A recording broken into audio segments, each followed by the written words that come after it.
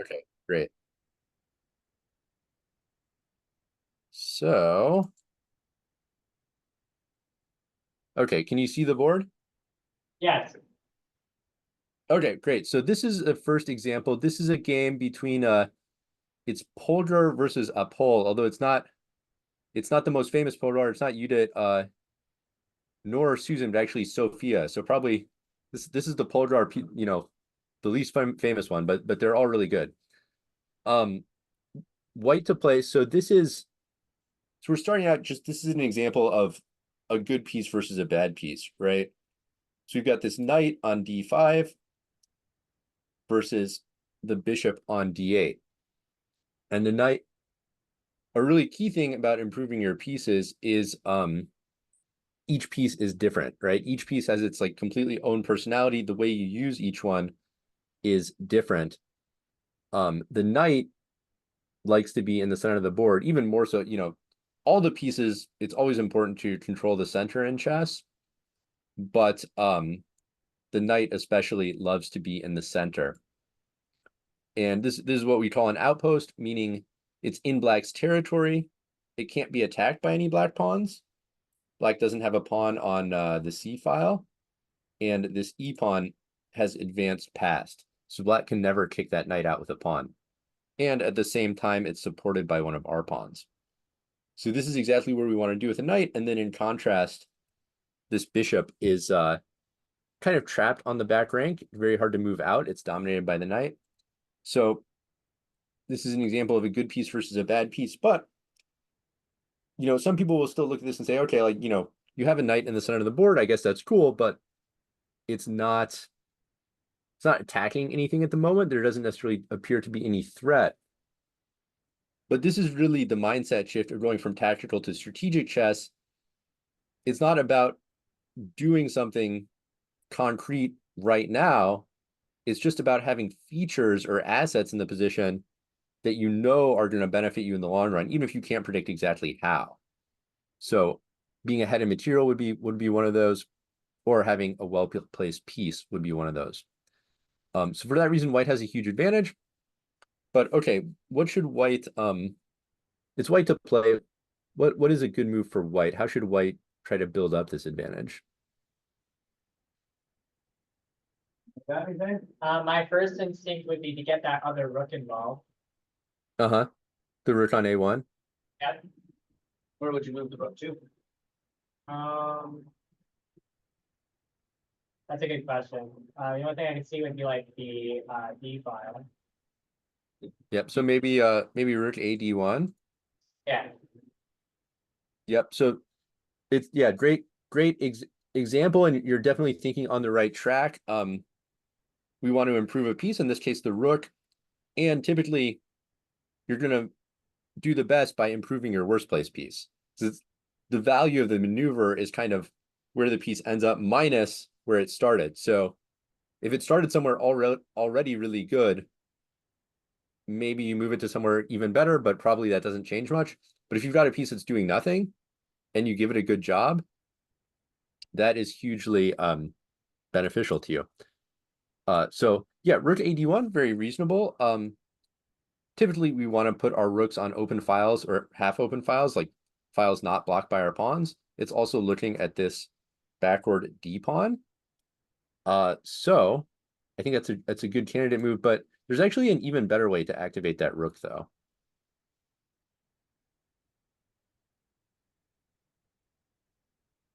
Any thoughts?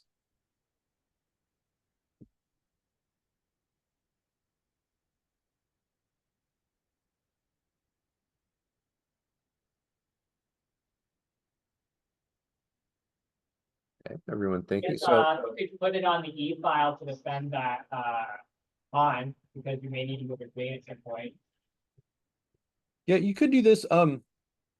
Usually, if possible, you want to play with an aggressive mentality instead of defensive, if you can. And especially rooks, actually, this is another great example of sort of the personality of each piece. The rook in particular does much better on offense than on defense. If you think about it, 5 points, the rook is the second most powerful piece. If you take your second most powerful piece and you just assign it to babysit a pawn, that's not like the most efficient use of resources. So whenever possible, you want to use the rooks aggressively.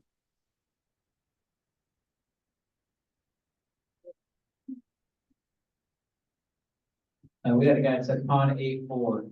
I actually really like pawn to B3. Okay, so I heard pawn A4 or pawn B3. Yeah, let's do the pawn A4 first. Okay, and then yeah. we'll go with yours. Yeah. So pawn A4, this is a great way to activate this rook because you can do it either by moving the rook to the open file, or you can use a pawn break to open a new file. This is very hard for black to deal with because one thing this powerful knight here is doing is it's kind of cutting the board in half. And it's not easy for black's queen or rook on the king side to go across. So if the queen side gets opened, that's going to be very hard for black to react to.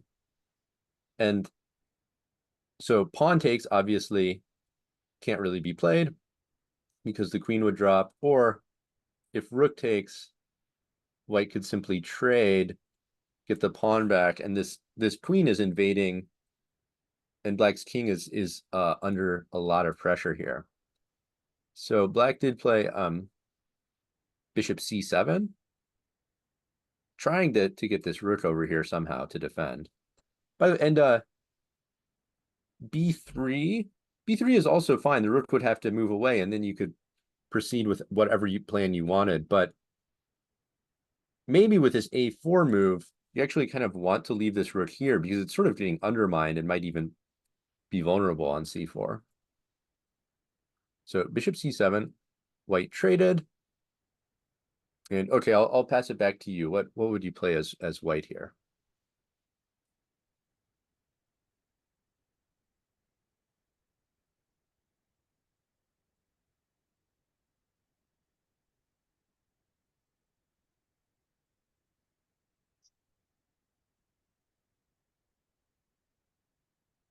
So the first thing that jumps out to me is rook to A7, getting the bishop, and then you can attack it with the knight and the rook. Yeah, that's what I was thinking too, but I wanted to let somebody else take a shot. Yeah, absolutely. This is a great move when you control an open file.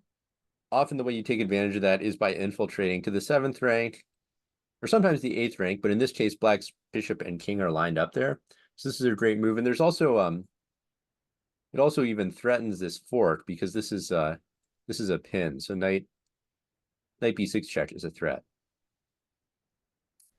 I actually wanted that fork right away at the very first start, but I saw that bishop there. I'm like, dang, I wish we could do that. So rook b8. So here white just played h3. Looks like not a very purposeful move, but black is quite tied down, so white can afford this.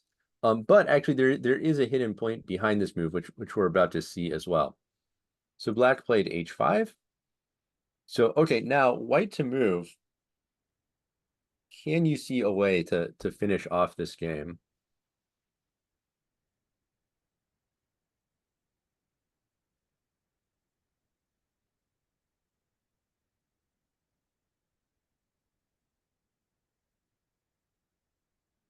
Well, What's bishop?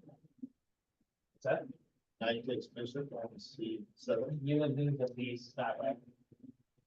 Oh yeah, rook. Okay, so I'm hearing knight takes c7, and then after rook takes c7, what is the plan? How will we follow that up? Knight takes C7. Rook takes C7.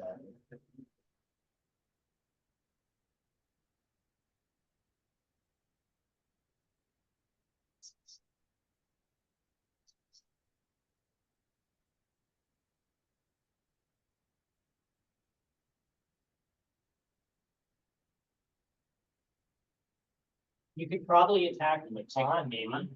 Yeah, that's what I think. Maybe to like the rook a6, try to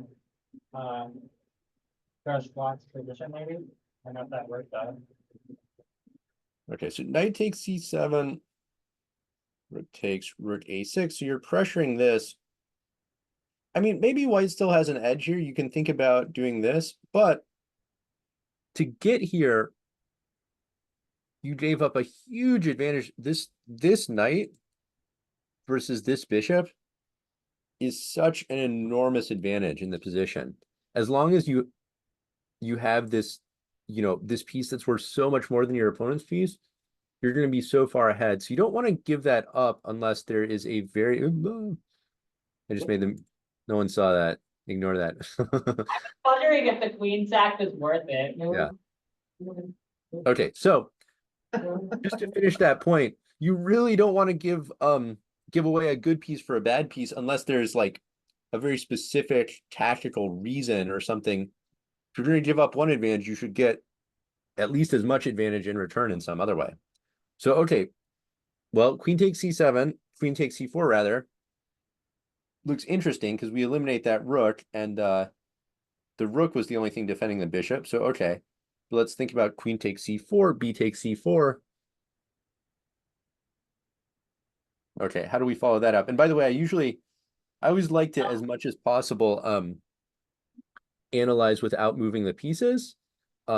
Because of course, when you play in a chess game or in a tournament, you're not allowed to move the pieces until you really make your move. So it's always, when we're training or practicing, you want to do as much as you can without moving the pieces to train that visualization.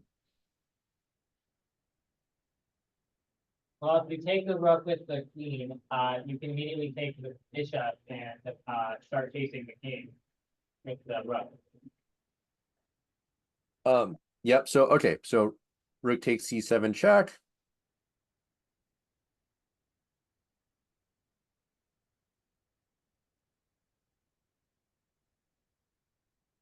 Okay, and I see that someone in chat is saying knight takes. All right, so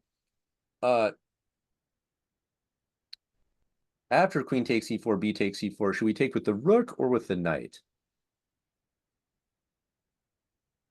I think the knight might actually be a more powerful move because you're threatening the queen and you're about to discover it.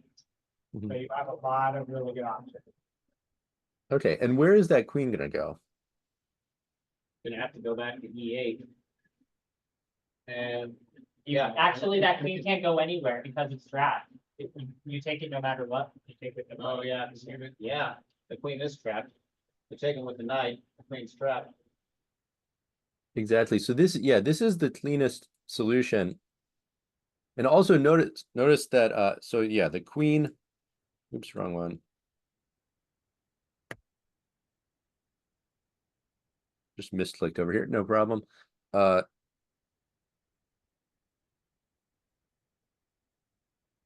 queen can't go back, and this was the hidden point of h3 to take away the only square that queen had. So obviously white saw that before doing this.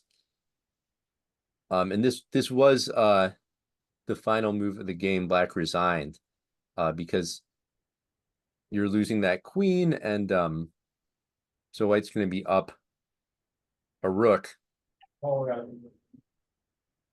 with a crushing position. So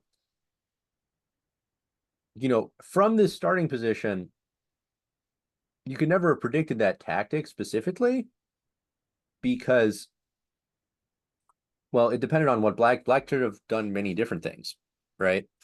But if you're an experienced player and you understand the value of the pieces, you know that as long as you have this dominant knight here, you're going to win the game one way or another. This knight is just too much better than this bishop. So that's the value of improving your pieces, having your pieces on great squares. In this example, we said the knight's already there.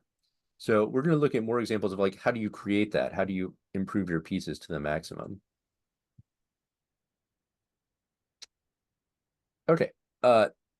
This is this position white to play. So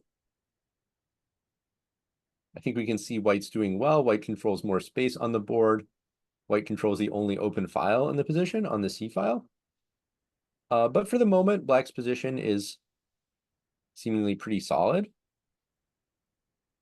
So how can we improve a piece here to increase the pressure on black's position?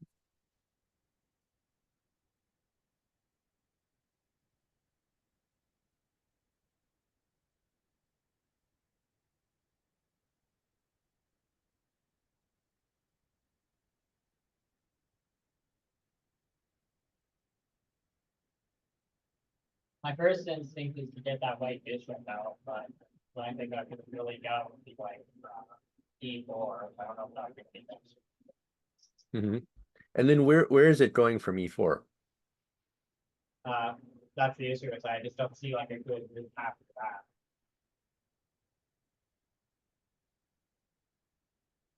Yeah, so it's a good thought because remember we want to improve generally the worst place piece. So this bishop, I mean, it's kind of just looking at our own pawn, so it's not doing a ton at the moment. So improving that piece is definitely something we should be thinking about.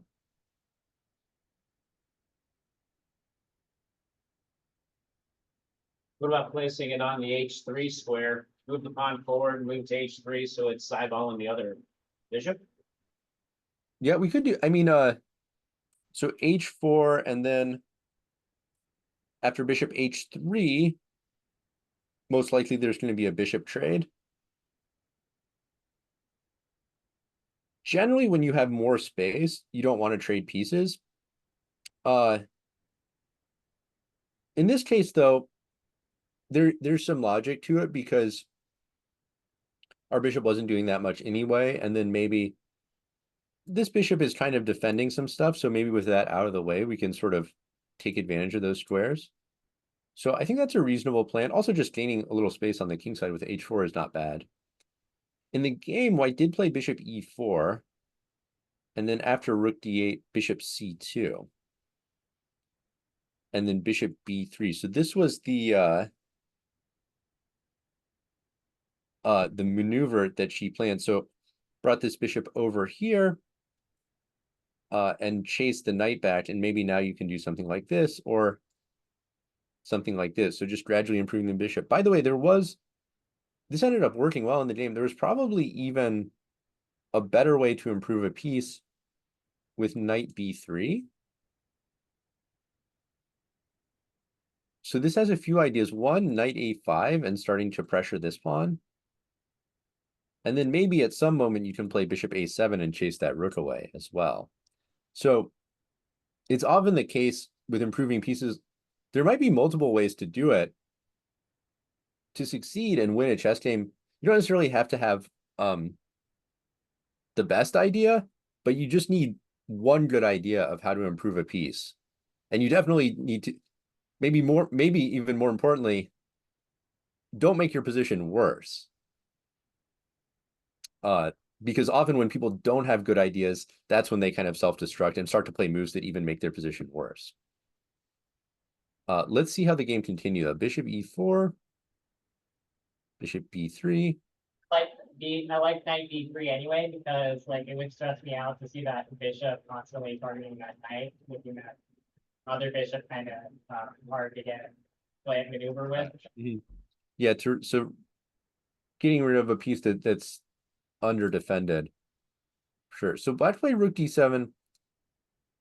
Black maybe could have saved themselves here with knight 8. Now, this move looks weird because obviously a knight in the corner is generally not what you want to do, but this does kick out white's rook. And after bishop D7, if black can contest the C file, maybe black is going to be able to trade a lot of pieces and survive this. However, that was missed in the game. And that's why perhaps the knight maneuver with knight B3 was a little more accurate.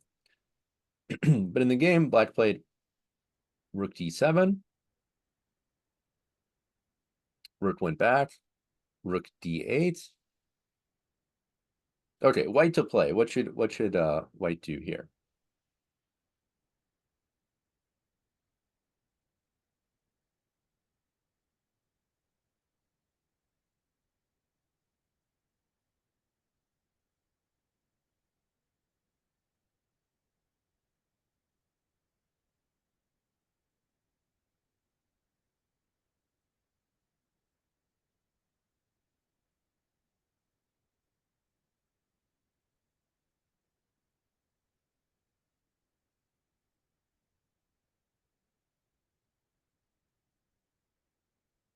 All right, anyone want to take a guess?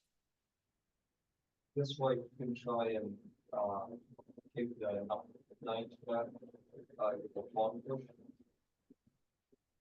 I'm sorry, I couldn't quite hear you. Yes. White could push up onto A4 to try and push the, knight backward. There's no way to do it. Yeah, so this idea, so yeah, positionally, this looks like a good idea. We grab even more space and we chase the knight back. But there's some tactical possibilities in the position. So this is we're talking mostly today about strategy, but I've been hearing a knight check from the audience today. yeah, whenever you have a loose piece, and by that I mean this piece is undefended and it's kind of exposed, and especially aligned with one of your pieces, that should be a giant red flag that you're thinking maybe a tactic is possible.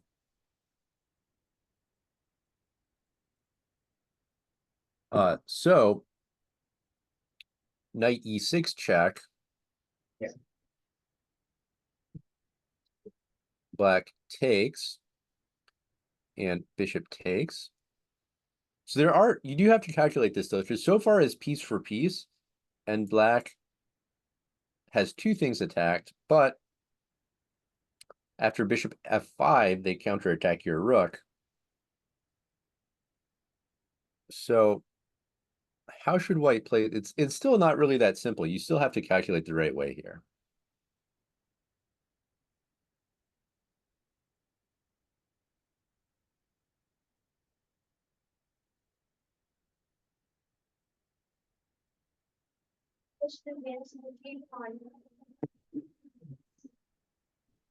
Sorry, what was the suggestion? This is advanced g-pawn, attack the bishop. E4? E5, yeah. Okay. But wouldn't black take that and then they're still attacking your rook?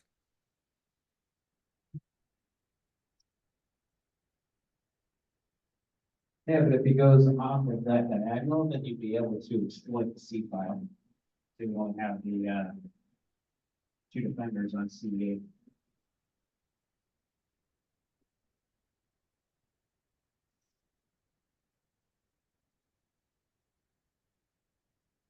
Okay, well, what's the first move we should consider in this position? You know, your opponent plays bishop f5, you start calculating. What's the first move you're thinking about?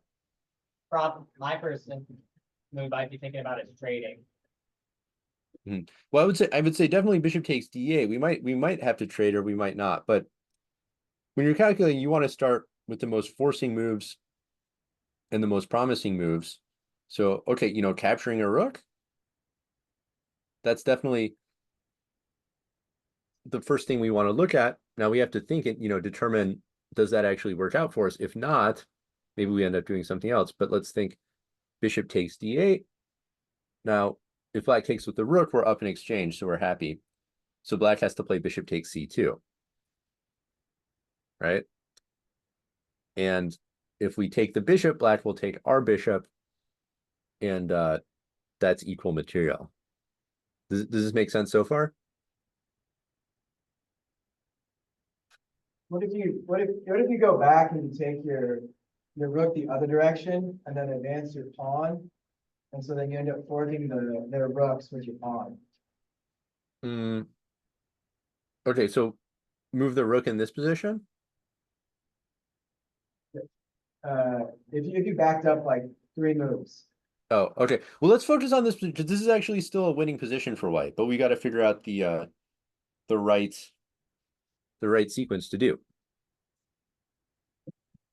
Well, the main move I've actually been considering that I don't know if it helps you or not is just putting the rook back on c7. Yep. So that's also fine, but then you know, rook c7, black would probably play rook dc8, and materials equal, and looks like the rooks are all going to get traded, or at least a few of them are going to get traded. So I don't know if it's going to be so easy to win that position.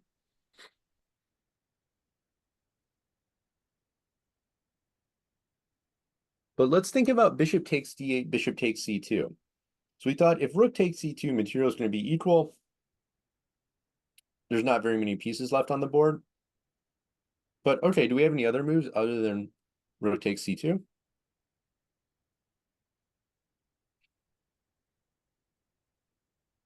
We could take it with the bishop instead. Okay, does that change anything? It attacks the weak, a7 pawn. So I don't know if that helps much. I guess, never mind, I'm thinking too far ahead. Yeah, I think so. We could also take with the bishop, but black would recapture. That G6. look, Right. so this is called this situation where both players are capturing the opponent's pieces. You know, it's like my piece is capturing your stuff in your territory. Your piece is capturing my stuff in my territory. That's called a desperado a tactic. You want to get as much value for that for your piece that's going down in flames. You want to get as much as that for that as you can, right? Let's go down the line where we go, bishop takes d8.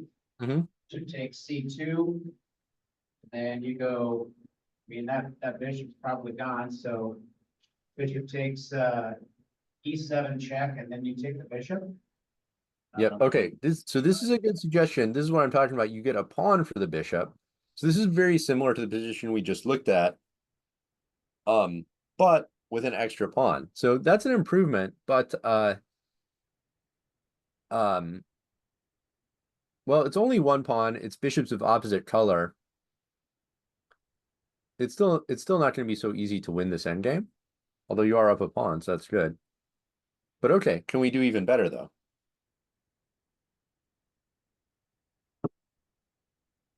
Oh, maybe Bring you can put the back bishop to back. c7. Yeah, you can put the bishop back. Right. So bishop c7 attacking the rook. So then there's a few things to consider. What if rook c8? Rook C8 wouldn't matter because you can just take the bishop and then you have a defended piece. Exactly. Rook takes c2. You get black's bishop, but you actually keep your bishop after all. So you're gonna be up a bishop, right? Does everyone see that? Okay, so bishop c7, rook c8 does not work for black. What about bishop takes b3? Wouldn't you just take the rook then? Yep, you can take the rook, and suppose, just to take it one more move, suppose then black plays bishop takes d5. You can back where you come with the rook. c8. Exact, rook c8 checkmate. So black doesn't even get to save their bishop.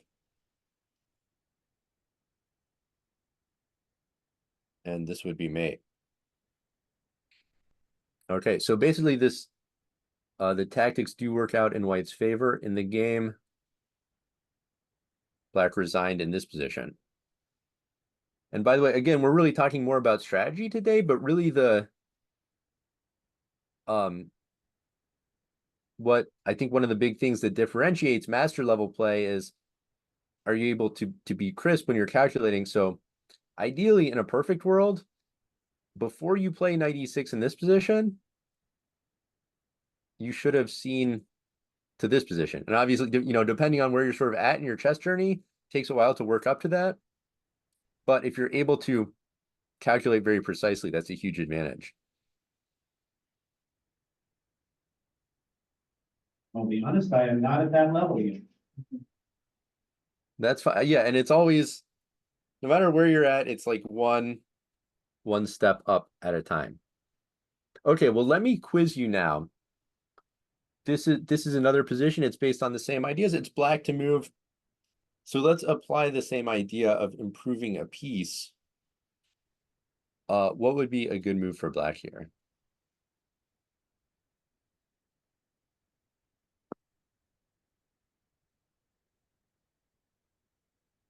Knight f6. So we're at knight f6? Mhm. What's the purpose of knight f6? Probably say you can reroute it to e4. that hits the queen and also the streaming on C3 square. So yeah, taking the knight to, E4. Placing on the outpost on E4, attacking the queen and the, backward C front. Yep, absolutely. This is a great move. Remember, we want to improve our worst placed piece. So we want the knights in the center. You've probably heard a knight on the rim is dim or something like that. So we want to improve this knight. And at the same time, white has this backward pawn that we can pressure with our knight. There's actually the chess coach Jakob Aagaard, who's a grandmaster and a very great chess trainer, has these 3 questions to think about. Where are the weaknesses? What is the worst place piece? And then the third one is what's the opponent's idea? But I find by often combining those first two, where's the weakness? What's the worst place piece? If you can take your worst place piece and pressure your opponent's weakest point, that's often a very good plan. So knight f6, e4 accomplishes that here. By the way, what do you think of, I showed this position to someone else and they suggested the move d5 to support this rook on an outpost. What do you think about this move? Is this also a good idea? I don't like that move because it lets the knight in. Mm-hmm. Yeah, exactly. So it does technically create an outpost, but for all the stuff we're thinking about, we want to improve our own piece activity while restricting the opponent's. So right now, this pawn right here is doing a great job of restricting the bishop and the knight. If we advance it, now all of a sudden, there's this bishop's diagonal is lengthened. This knight has access to a good square. So we want to be restricting our opponent's pieces at the same time.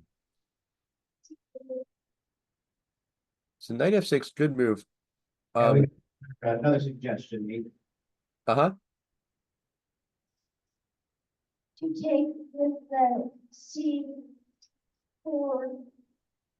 rook and capture the C3 pawn, because it lets the queen, or it has the queen access to that square and check the queen. So you want to bring your queen in somewhere here? Yeah, he's looking at checking on the C4 square with the queen after the rook vacates. The new trades on C3. Yeah, well, so if we could play 2 moves in a row, rook takes queen in, we would be in business, but rook takes c3, won't white just capture our rook? Yeah, you just lose access to the square because we just have a rook there like that. They're on the break. Yeah, when the trades are all done, there will be a white rook or a white queen will be on C3, which will block access with the queen on C4. Yeah, so that's white's going to capture our rook, and this is really a tricky thing for a lot of players. When there's multiple, like a sequence of captures and recaptures, right? Like if we take here on c3, we've got 2 pieces attacking. White has 3 pieces defending. So there's kind of 2 ways you can go about this. One is just calculating move by move. So I think, you just think rook takes c3, rook b takes c3, rook takes c3, queen takes c3, just calculate move by move in your head, right? Or in some cases, you can shortcut it by counting the number of attackers and defenders. So here we have 1, 2 attackers on c3 versus 1, 2, 3 defenders. And generally, you need to have actually 1 more attacker than defender to win something, because it's going to go, takes back, takes back, et cetera, for as many as there are. And then to be the last one standing, you have to do that last take, right? So right now we've got 2 attackers versus 3 defenders. We would really need more than, we would need 2 more. We would need to have 4 attackers versus 3 defenders to actually break through there. So we're 2 pieces away.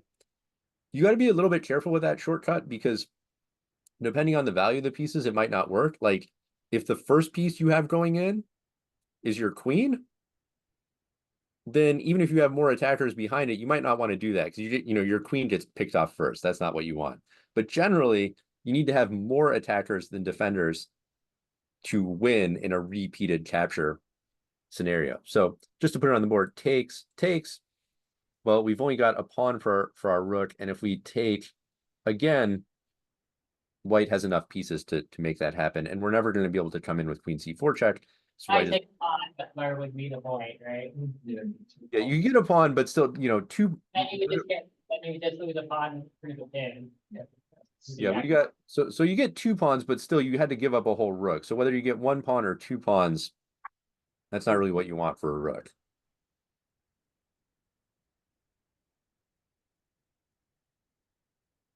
But so yeah, knight f6 is the best move, and then white can kind of defend that. White should see coming that knight is going to come to e4 and hit their queen. So play could continue. For example, queen d2, knight e4, and let's say white trades this off.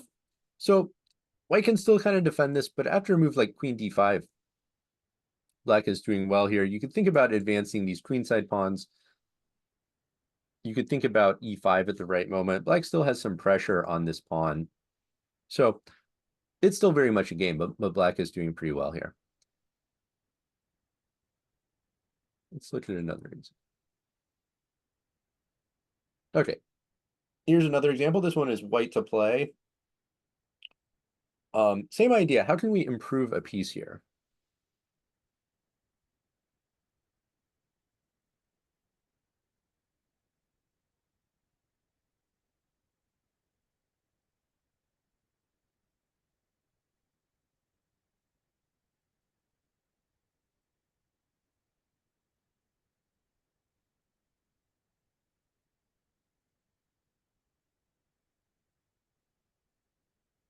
The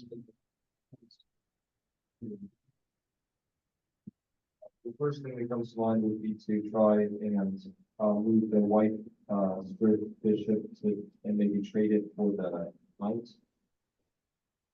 Since it's kind of trapped. Also. Okay, so yeah, I think you've identified our worst piece, which is right. Like our bishop on e3 seems to be doing quite a good job looking at both sides of the board. Our queen on c4 is pretty active, but we have this bishop on f3 that's just looking at our own pawn, which is not very helpful. But okay, where do you want to move that? Say B1, try to get a battery with the queen of the bishop. Bishop d1? Yeah, you move the pawn up and then get the bishop behind the queen for that F7 square. It's Yeah, yeah. Yeah, very good suggestion. I think I slightly prefer moving the pawn first, just because we'll maybe just keep this defended for one more move before we swing the bishop around. But it's the same plan and probably would work either way. So from black's point of view, black can't do a ton, but then we can play bishop d1, and let's say bishop d3, and now this bishop that was doing more or less nothing on f3 is now combining with the queen to put a lot of pressure on f7. Now that doesn't decide the game on its own, but we improved a piece. And if you can string a few of these improving maneuvers together, you ratchet up the pressure on your opponent more and more. And you'll also be, if you start doing this, you're going to be surprised by how often your opponents just self-destruct, because if you're in the spot where you don't have any good ideas to improve your position, and you notice that your opponent is improving slowly, piece by piece, most people feel very uncomfortable in that position, and they'll do something drastic to just try to change the position, and often that is how you finally win the game. So maybe, from black's perspective, maybe they are very uncomfortable at this, so they play like b5 or something, but you just take a free pawn. Or maybe they forget F7's defended. They just go back and you get to take, or a lot of things can happen. But when you apply pressure to your opponent, that is often when they blunder and make a key mistake, much more so than if you're not, if you're not putting any pressure on someone and they're a decent player, usually they don't just completely implode out of nowhere. Well, like I know, like instinctively, like putting bishop on what was it? It was G was yeah, G5 to pressure that knight that was there. Like that's something I saw. Oh, okay, so bishop G5 here. Yeah. But do you really want to take that knight though? Well, I guess it's more of like to pressure the opponent more, but I feel like it all does is just defend the bishop, it doesn't really do much. But I was just like what I was thinking for like the next move. So this one, I don't know. I think the bishop, I like the bishop quite a lot on E3. Anytime you can influence both sides of the board, it's doing well. And if you go here, I mean, black doesn't have to, but even if black played H6, where are you gonna go? Yeah, the only thing we just wait the move, we probably just want to take it that point, but that would be kind of silly. Yeah, I think the best option would just be to go back, because you don't want to go here, because then you're actually going to lose your bishop over here. But if you take now, well, the advantage you really had in this position is the bishop pair, right? Two bishops versus bishop and knight. That we call that the advantage of the bishop pair. That's typically better to have the bishops. And so if you just if you trade that off in this position, you really, now it's just bishop versus bishop. Neither side has any weaknesses. It's going to be very hard to get any sort of plan going in this position. And by the way, this is a really important contrast for a lot of players. Trading pieces versus improving pieces. Pretty much everyone whose games I look at below, like, even a master level, trades way too much. And I think the reason is that there's a desire to simplify the position, right? There's a lot of pieces on the board. It's very complicated. You want to simplify, so you trade. And there's also often a desire to do something, to make some sort of tangible change in the position. So you do a trade. But then the problem is when you trade, often you end up trading away whatever source of advantage you had in the position. And it's also just it's the value of that move. You've got, it's your move, so it's your opportunity to improve your position in some way. If you just use that to engineer even trades, you're never gaining any ground. So it's actually like a very good trigger to think about is whenever you're in a game and you are tempted to trade, use that as a trigger to think of improving a piece instead. And then that's how you're gonna start to build up an advantage. Okay, this one is black to play. So same idea. Just this is one more practice problem. What piece could we improve in the position? That white bishop looking a little cramped.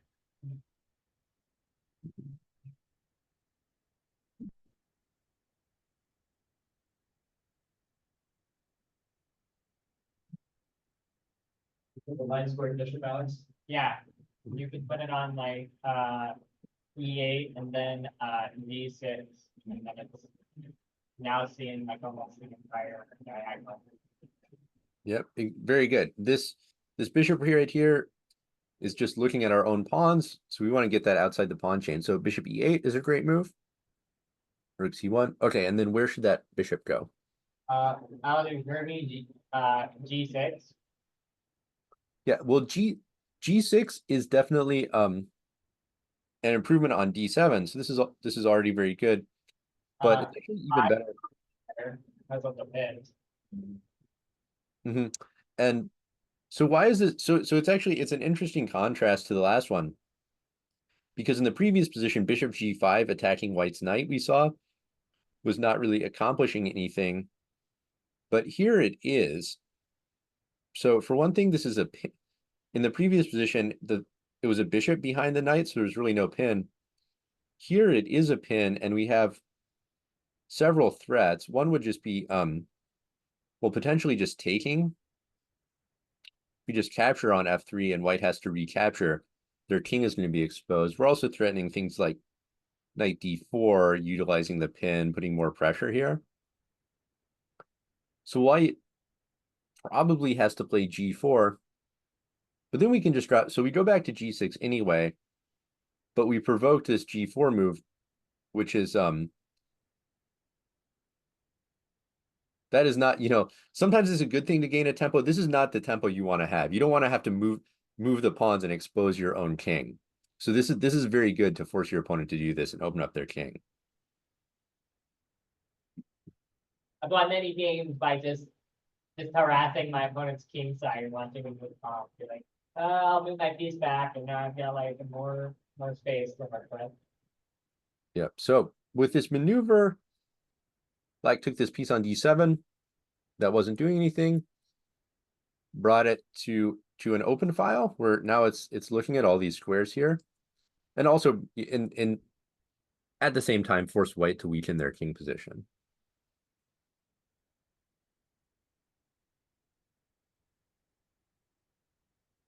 Okay, one more example. White to move here.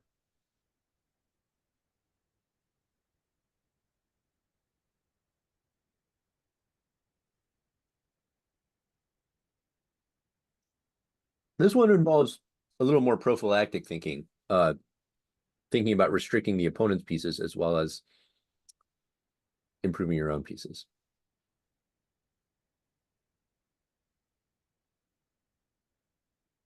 So so if I was playing this game normally, I would, for my first instinct would actually be to do pawn to f4 to immediately get that rook out.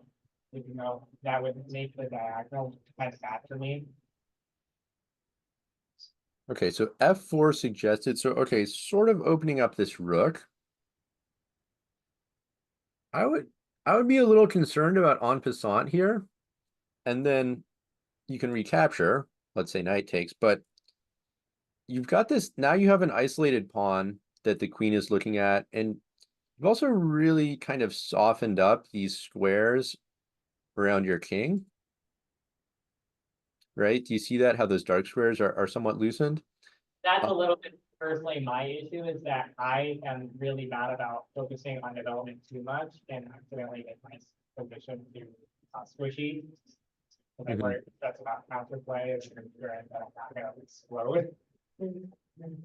Yeah, so typically the f pawn is often the most dangerous one to advance, because whether your king is not castled yet and then this diagonal is weak, or if you castle kingside this diagonal, it really loosens up your king position and that can come back to bite you. So here I don't, I'm kind of happy, like we've got this nice pawn shield in front of my king.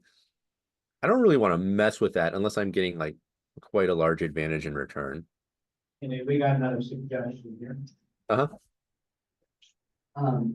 Also, if you push F4 and you take on the side, isn't that also opening up the bishop in long two? Because that pawn two if you want to very, if they ever push C5, it's another one for bishop as well. So the question was if bishop takes.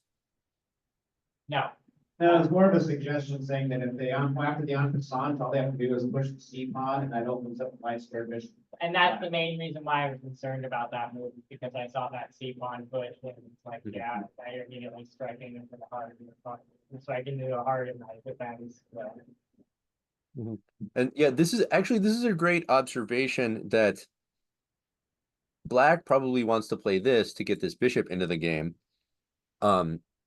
That sort of gets at those three questions. The third one, what is the opponent's idea? Well, it appears that in this position, C5 is very likely the next move our opponent wants to play. We push C5 and block that bishop in. Exactly. Yeah. So this leads to the idea, what if we play C5 ourselves? And we're playing against this bishop. And this also, when you're talking about prophylactic moves, moves that restrict the opponent, the best ones are the ones that restrict your opponent and advance your own plan at the same time. So this restricts Black's bishop, and also it lengthens the diagonal of our bishop, and also creates a pathway for our knight. If we get to play knight c4, we're going to be hitting the queen, and we're going to be coming into this outpost on d6. So this move does a lot. However, What happens when they eventually take with the knight? right, yeah, that good question. That's actually, and this is what I was talking about these repeat captures. So we play c5. Black has 1, 2, 3 attackers versus 1, 2 defenders, right? So then the question is, why can't Black just take repeatedly on c5, or can they?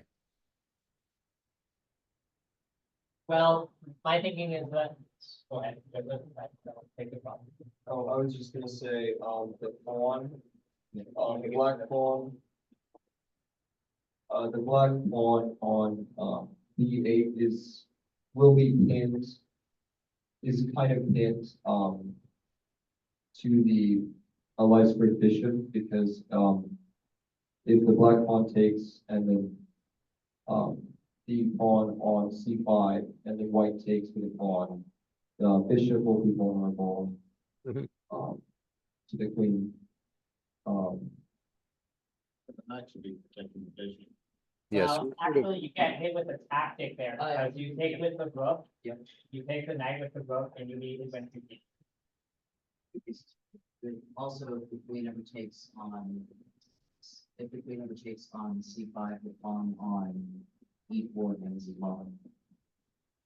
Okay, so well, let's think about the specific sequence of moves. This is actually something really important. So we're mostly talking about strategic chess today, and that's where you kind of think in general principles of what's my worst place piece, where does it want to go, how do I improve it, that sort of thing.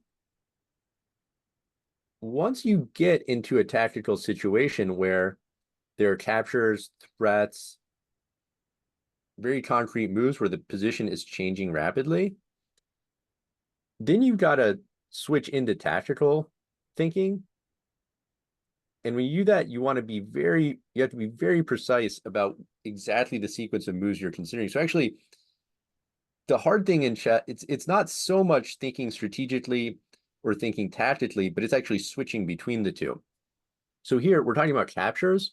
We have to calculate, and that means we have to calculate precisely. So let's think about what's happening here. B takes c5, B takes c5, knight takes c5, right? And then what is our move there? And I said personally, you just take with the rook, because then it loses the defender to the bishop. So when they take with the queen, you gain 2 pieces. Yeah, so rook takes c5, queen takes c5, queen takes b7, right? Yep. So once you reach the end of those forcing moves, that's where you evaluate the position. So at the dust settles, how do we evaluate that after queen takes b7? Well, we know that we have a queen that's kind of stuck a little bit on the opponent's side of the board, and we still have the knight and the pawn and the bishop. The knight, the bishop, and the rook still kind of in the back rank. What's the material imbalance there? Imperial imbalance, it would probably be, yeah, a bishop and a knight for a rook. Yeah, it's bishop and knight versus rook and pawn. Black could get a pawn out of that.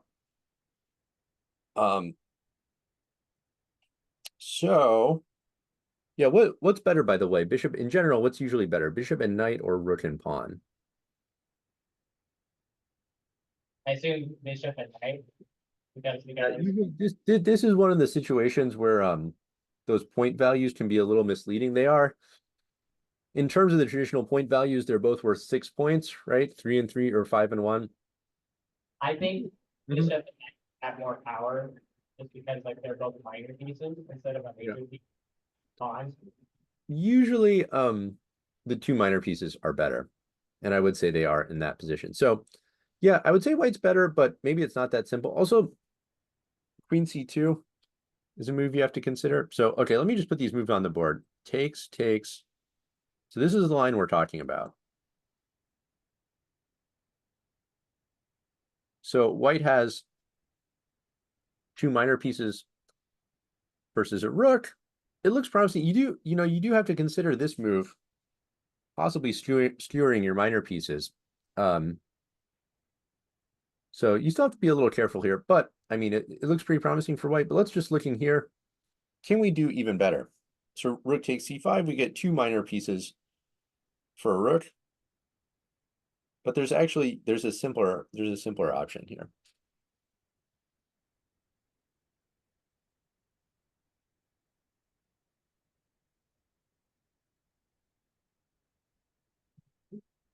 The queen b4. Yeah, I heard someone say queen b4. Very good. So just attacking the knight. Black can't defend the knight. Again, you can use this counting technique. 1, 2 attackers, 1 defender. So we're threatening to just come in and take this. No way to defend it. But if it moves away, we'll just take the bishop. So getting two minor pieces for a rook is pretty good, but it'd be better to just get a free piece. And if black plays knight d3, that doesn't really change anything. You could just trade that and take the piece anyway. So for that reason, that's why black can't take the pawn. So probably black's best kind of damage control is to play d5 to at least not let this knight go here. But then look at this bishop. I mean, this is a very, very sad bishop now. By playing c5, we really trapped that in there. So that's good progress. But okay, suggest let's look maybe one more move for white. I immediately think bishop to e4. Bishop where? Powerful. Bishop to e4. That's a very powerful diagonal. Wait, bishop g4? Oh, g4. Sorry, it's hard to read the little. Okay. We could go there. I was thinking f5, but that is not a legal chess move. That pawn is currently pinned. I guess just knight f6. I don't know. This one, like, you don't with the long range pieces like the bishop, you don't want them exposed. You want them on an open diagonal, but not necessarily in the middle of the action, because this is just going to get attacked. Or even if black plays bishop c8, we would probably have to move back because we don't want to trade this weak bishop.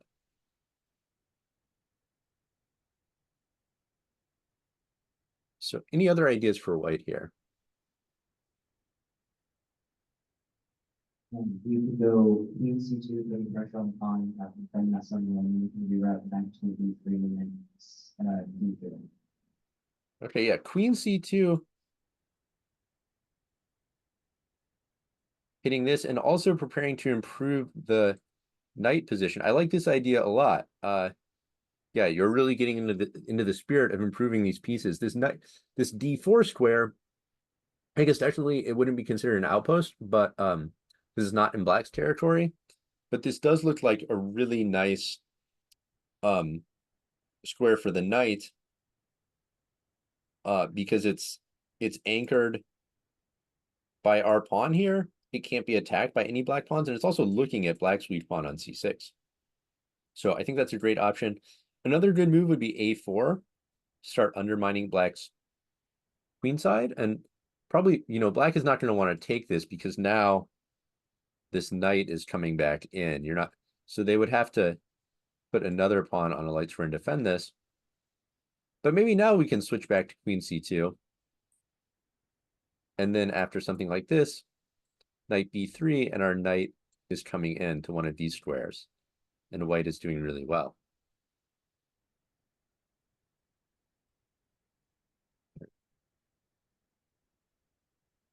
Okay. So here, this one's a little longer game fragment, but it is, let's just start with white to move. What should we do here?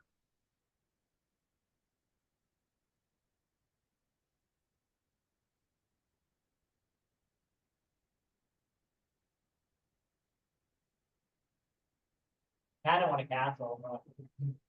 Could we try knight e7?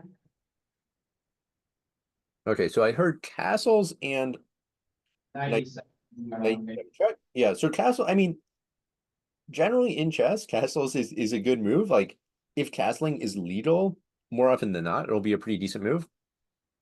So you could castle, but you might want to think about, is there sort of a more incisive move, like is there something more impactful we could be doing in the position? So knight e7 check, very tricky move, and I assume after queen takes e7, your idea is queen takes a5. Yeah. Mm-hmm. Okay, so it's it's a pretty tricky move, but ultimately the result is you trade knight for knight. So who does that benefit? I think that benefits the opponent more because that knight's not really doing much, but that center knight is really good. And also black has less space, so they want to trade off pieces. If you have more space, you can not typically win the trade. Yeah, I agree. So I think it's ultimately the trade favors black because we've got this knight, which is very nicely placed on an outpost, versus this knight, which is just on the rim, unsupported. So, oh, rook c8, sorry, rook c8. Oop. This was actually the correct position, but the point is similar. My main concern would actually just be like the bishop take. That's what I would expect for most players I'm playing against to do, just because like, they would want that knight off the board. Yeah, and bishop could take. Basically, though, we're trading a good piece for a piece that's not as good. Okay, I think I just accidentally revealed the the best move for white. I don't know if anyone saw that. But we might so what's our worst piece in the position?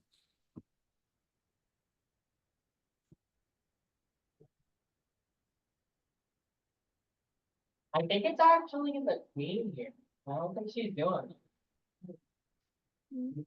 I think the queen is okay. You know, it's looking at both sides. It's like kind of eyeing this knight, which is a little bit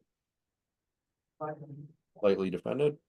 But what about this guy, right? The old knight on the rim is dim. Yeah.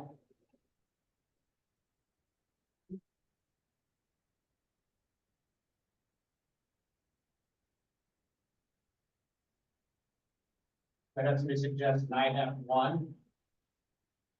Yeah, knight f1, and the knight is going to potentially e3 because where are the weak squares in black's position? There's d5 and also f5. Knight squares. Right? And when you think about weak squares, what that really means is squares that the opponent cannot defend with a pawn. And notice I say cannot, not is not defending, but cannot defend. That's really important. Because so d5, both of these pawns are advanced so that black can never attack that square, and likewise f5, the pawns are advanced, so black can never attach that with a pawn. And the reason that's important is if you ultimately put a knight here, imagine black's pawn should just go backwards to c6. Your knight's just going to be chased away, and you can't accomplish very much. So it's important that black, not only they're not defending it with a pawn right now, but they actually can't ever. And then it's even better if your own pawn is supporting it. Then the pawns are working in your favor as much as they can both ways. So knight f1, great move. And we're planning to come out to e3 looking at both of these squares. And this is why castles, even though, you know, reasonable castling, not a bad move, but if you castle, you're even blocking this maneuver you want to do. So it's a little better to do this. And then you do always have to be careful with delaying castling and leaving your king in the center. But in this position, white center is very solid. Black can't really open that up. So you do have enough time to do this. So I played b6, 93. Well, I guess also it's a good idea to put the knights on E3 because that way if they do end up trading the bishop, then you can just replace that knight with a new one. Yeah, you could recycle the knights. And by the way, if Black couldn't eliminate this knight here. Which is the better way to recapture, with a bishop or a pawn? It would be the bishop for sure. And why is that? Keep the bishop on the outpost. Oh, yeah, and avoid trouble. Yeah, the bishop is better because the bishop is really powerful here. I did say before, you don't necessarily want the bishop sort of in the middle of the action. You just want it on a good diagonal. But I mean, if it can't be chased away, that's great. And it's very hard for Black to attack this. Whereas if you take with the pawn, well, now you're actually blocking your own bishop, which you don't really want to do. And generally, you don't want to take with a pawn onto a weak square. Because the whole point of controlling a weak square in your opponent's position is you can use it for a piece. So if you put your own pawn there, then you can't put a piece there anymore. It's not what you want to do. But in the game, Black played b6, 93, g4. So Black's maybe trying to bring the king out. White played knight f5. So White starts to use these weak squares to attack Black's king. You could also, it would also be fine to just play like a move like queen e2 or c3. But White went with knight f5 and bishop c4. So aiming over here. This is an interesting move. It does give Black the option to take here. But if they do that, that creates even more control over d5 and also opens up the d file to pressure that pawn. So that would also be good for White. Black took and e take. So you don't necessarily want to recapture with a pawn, but in this case, it's a trade-off because this pawn is also going to contribute to attacking Black's king. And we've still got great squares for our remaining two pieces. So e4. So Black realizes strategically they're in trouble, and they started trying to sort of mix things up with some tactics, which is in principle what you want to do, but it's not going to save them in this game. White played bishop a6. Obviously, you don't want to take and drop this bishop, so the bishop moved and attacked the rook. Takes. Okay, White to move. So things are getting, now that this is that moment where we have to switch from strategic thinking into calculation. Just notice there are captures flying back and forth. That's when you have to be quite precise. I really like queen takes because then you can move the f pawn up and you do a discover attack. Yeah, queen takes.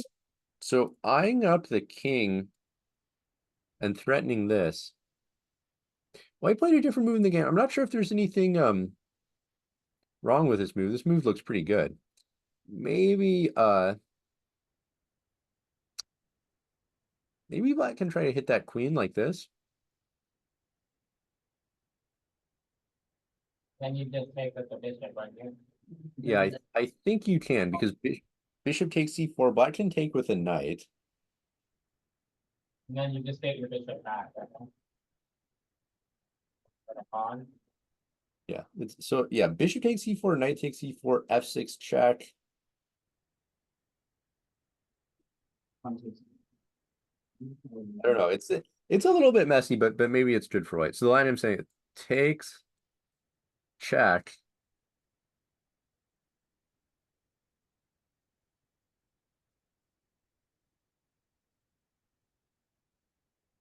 Well, you can take the bishop back. I don't know. It's a little bit complicated here because if you take this now your king is getting checked in the center. But maybe knight e7 check is good. Very tricky. 97. 97 is nasty. Ooh. Yeah. I mean, even this is still not that simple though.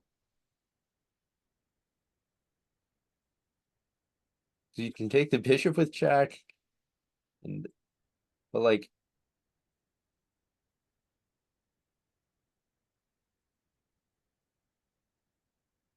probably good for white at the end of the day. In the game, white went a different. I think this is also likely good. White decided to play f6 first and open up that diagonal.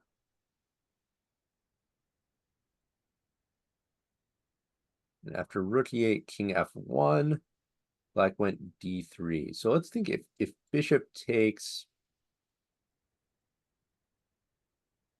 Well, if nothing else, there's just queen takes d3 check and bishop takes c8. And white's winning exchange. Probably, it wouldn't surprise me if there's something even better because black's king is quite exposed.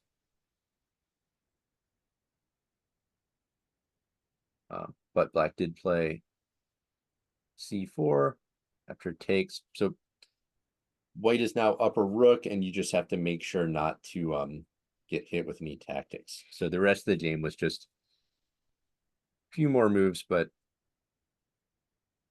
black resigned here because white's up a huge amount of material.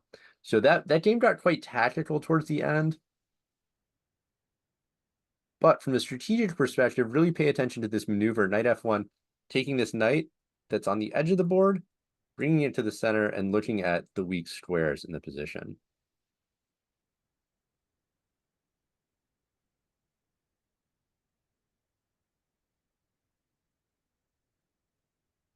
All right, here's another. So black, here's a puzzle. Black has just played knight g6.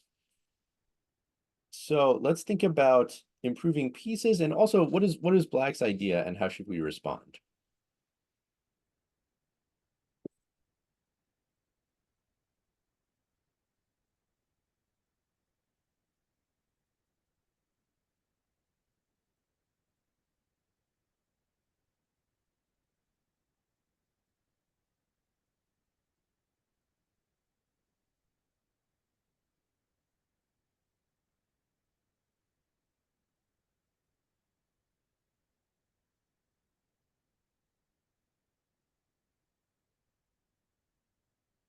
We're having a discussion back here about if queen a4 check was a good starter.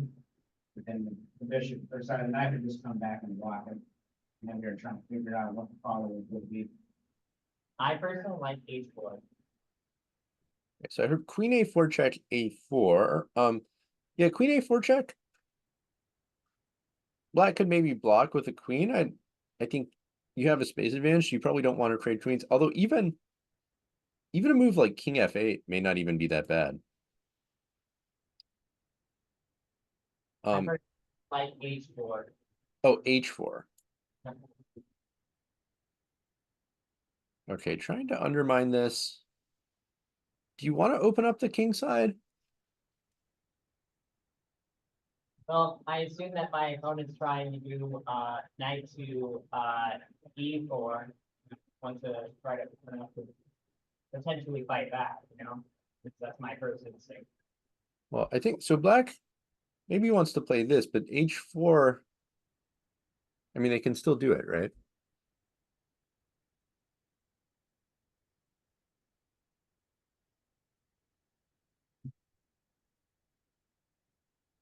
Yeah, I guess that's our piece. I guess that turns my tactical doing.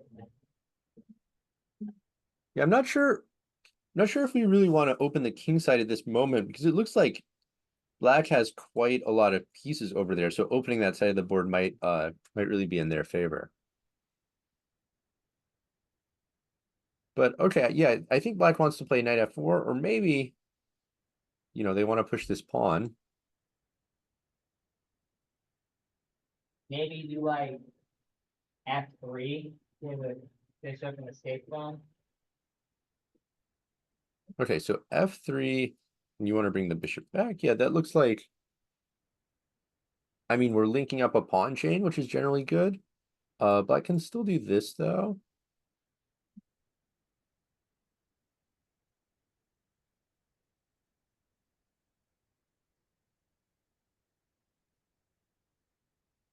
I mean, maybe you can just go back. It's not that bad. But something you could also think about, what's the weakest square in black's position?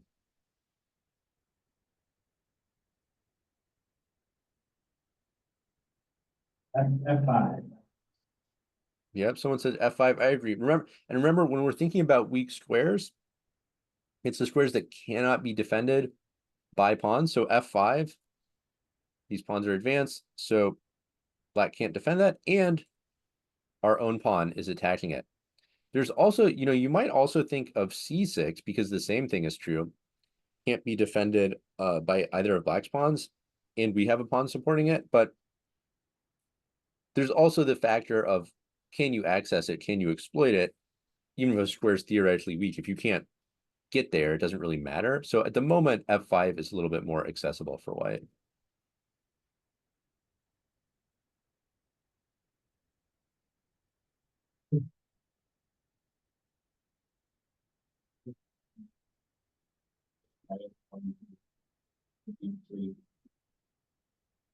So we had some people suggesting knight F1, to prepare the move to jump up to that weak square.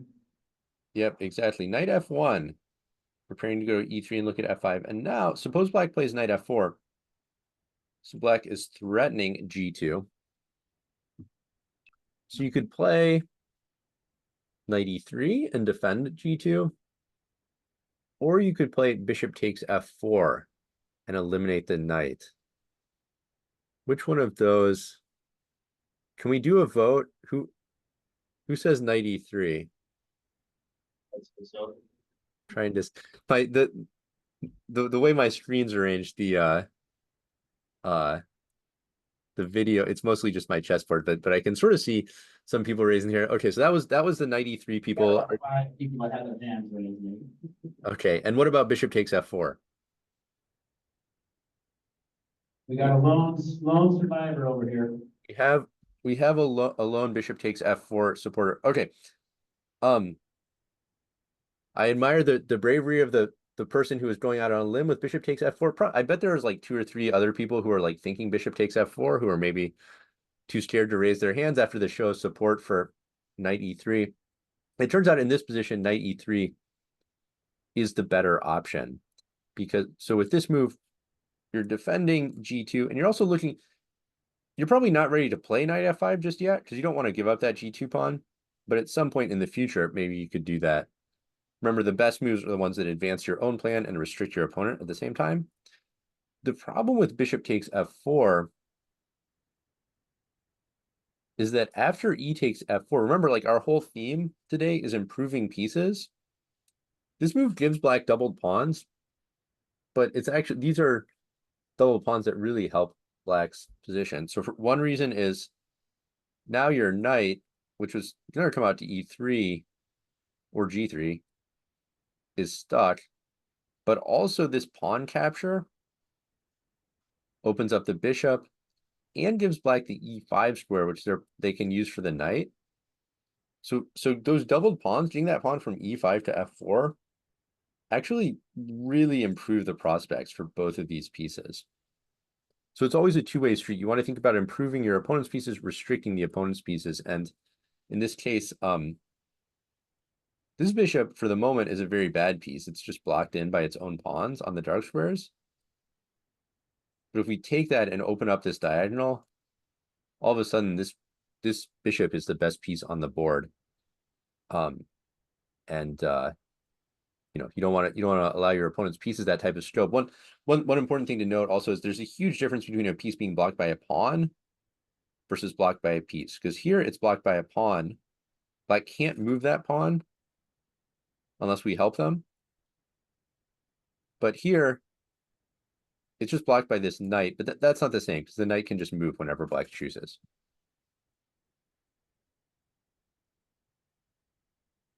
So the better option would be knight E3. And then here you could think about in the long run, maybe play like F3, bishop F2, G3, eventually kick that knight out. And again, that is the difference between a weak square and not a weak square.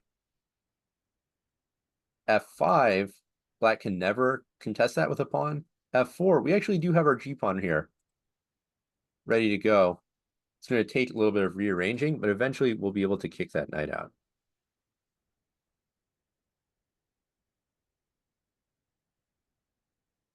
Okay, I think I've got a few more puzzles for you. This one's black to play.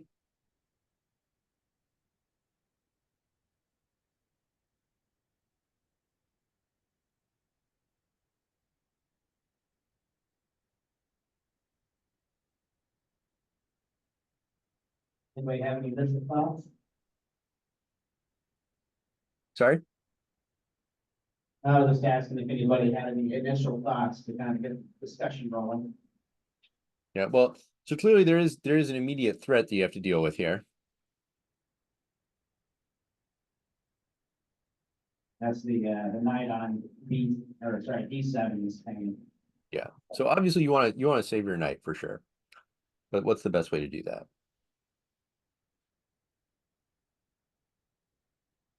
So I've heard the F rook and knight D8. Yeah. Hoping to reroute, open to reroute it. Yep. So rook FD8 or knight B8. Which one of these is better?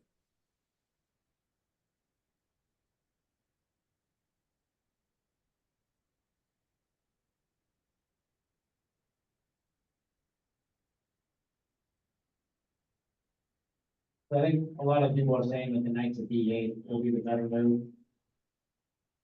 Yep. And then where, so normally you wouldn't really want to retreat the knight to its starting square, but where is it going to go here?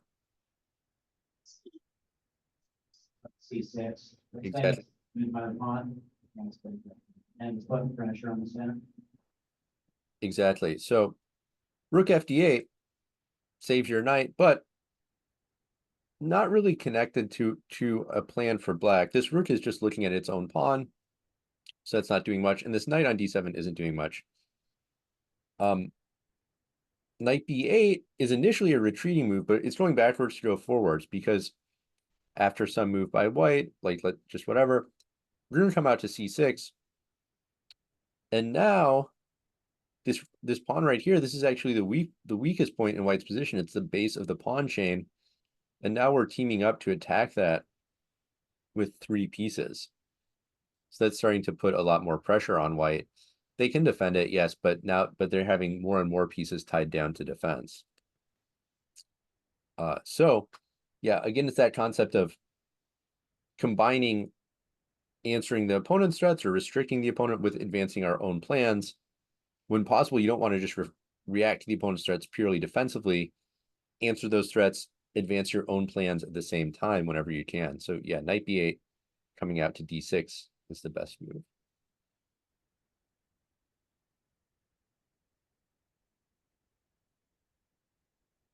Okay, maybe, what do you think, Eric? Maybe we can do one more example, and I know you had mentioned a Q&A, so maybe after 1 or 2 more examples, we can do that. That sounds good. Yeah, let's go with one more and then we can do not the Q&A. Okay, so in this position, white just played knight E5. So how should black react to this? How do you proceed for black here? This is always, it's always tricky when the opponent invades into your territory. That can be an uncomfortable situation, but then you gotta ideally remain calm and figure out a good plan.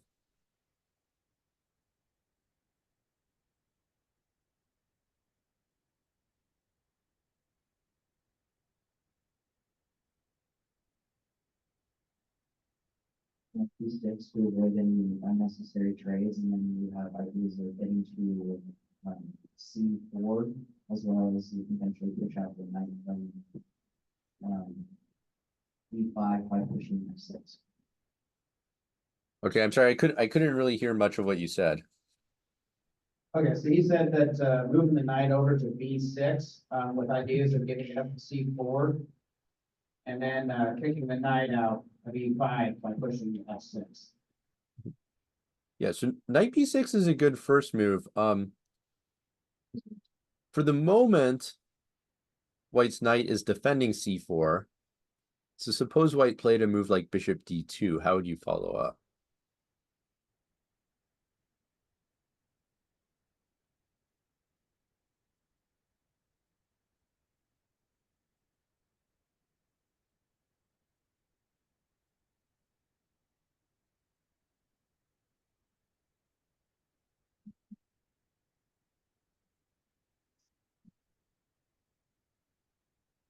I said knight F to D7. Okay, so we're, yeah, trying to trade this knight off.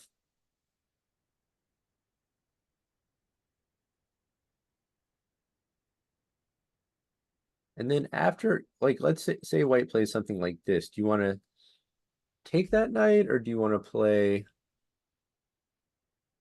something else?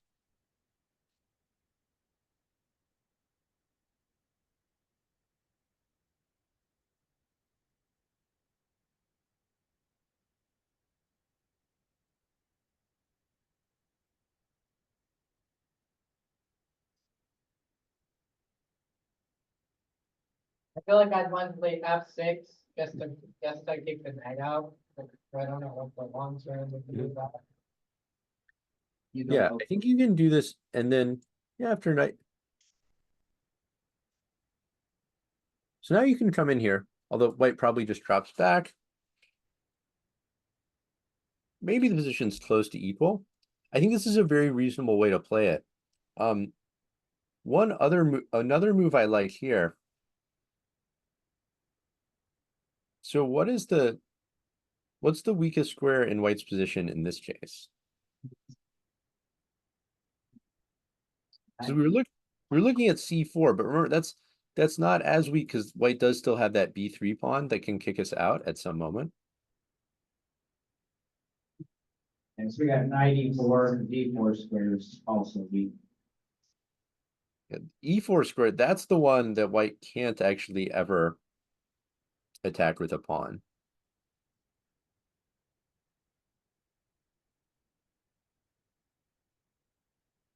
Hey, we got a comment here. So if we go knight E4, and then they try and trade off the knights, but if knight takes, pawn takes, queen takes, we have F6. So they can't essentially take right away, and then we could also get our other knight eventually into, well, if we were one move back, then knight would be on E7. Because that's the original position, but then we can also get the knight back to protect. Yeah, F6. And then if they never trade that off, we can essentially get the other knight back in there to prep recycling and getting back to the restart. Okay. But can white just retreat this knight somewhere? Like not sure if let's just say F3.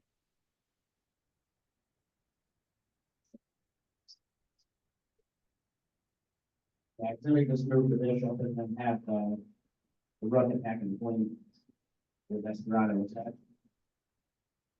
Yeah. So you can do a discovered attack, but then if white here white is up a pawn.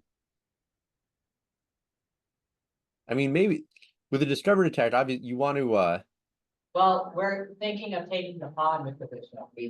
That's it in there on the react. okay, so you got a pawn back, and let's say I go back.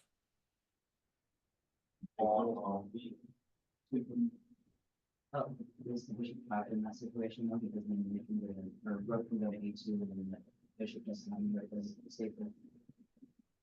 So the discussion was taken B pawn with the bishop, but we're thinking that the bishop would be, would be transferred. Yeah, I could have just gone back to C2 and defended that, but I am trying to trick you. And if you take, this is check. Watch out. Remember, loose pieces, this undefended piece in enemy territory, that's dangerous. That would run into a check. So yes, you should go back somewhere. So, okay, equal material. So it ended up being just a giant trade of like pawn for pawn. So yeah, who does that benefit? Well, I'm not sure, but I do think white is left with quite a lot of center pawns, and maybe they can even play E5. And well, maybe this is okay, but yeah, white's control of the center I would be a little bit concerned about.